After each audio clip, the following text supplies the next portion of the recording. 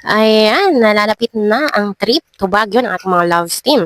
So, abangan natin guys kung anong magiging kaganapan doon. At syempre, pag-uusapan din natin yung pabahay ni Kalingap Jomar, yung bahay na pinapagawa niya. Sa madaling sabi ay unang pabahay niya. Pero bago yun, gusto kong mag-mega shoutout sa lahat ng ating mga listeners, subscribers, and viewers sa lahat ng sulok ng kung nasaan man kayong panig ng mundo. Sana po ay nasa mabuti kayong kinakalagyan. Ayan, kamusta po sa inyong lahat? Kung bago ka pa lang, paki-subscribe, like, share, and comment na rin sa aking YouTube channel. At syempre, patuloy po natin suportahan ang ama ng Kalingap, si Kuya Bual Santos Matubang, and syempre, si Kuya Rab Matubang.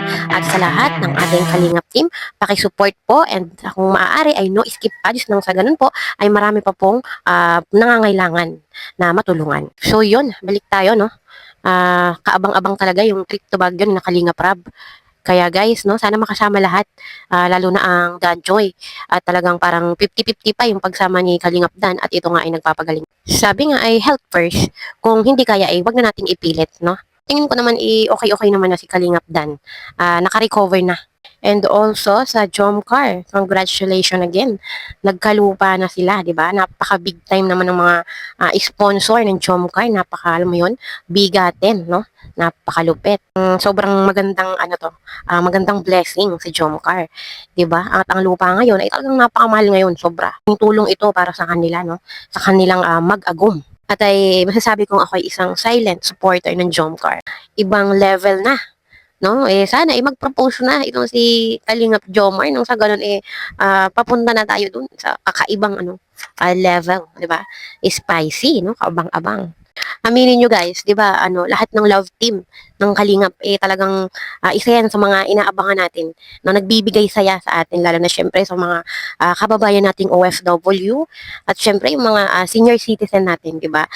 Talagang hindi maikakailang sila ay nagbibigay kilig at ngiti, no? Pa Jomcar, Edc, or Danjoy, talagang kakaiba ang dalang hatid na kilig at ngiti sa ating mga labi.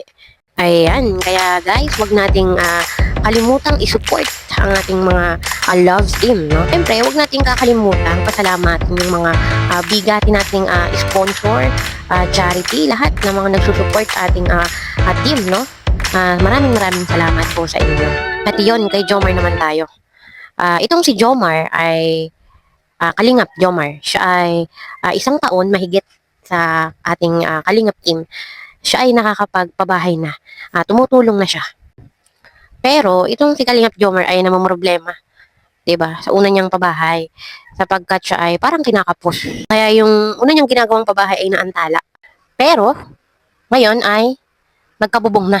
Nagawaan na ng bubong. Sa tulong na rin ng ating mga sponsor, nauutay-utay na yung unang pabahay ni Kalingap Jomar. Kaya guys, mga solid supporter ng Jomcar and supporter ni Kalingap Jomar, pakisupport po natin siya nang sa ganun ay masuportahan po natin ang kanyang mga ginagawang charity work. Ayan, and syempre, don't forget me guys, support na rin po ng aking munting channel. Paki-subscribe, like, share, and comment na rin po. See you in my next video. Bye!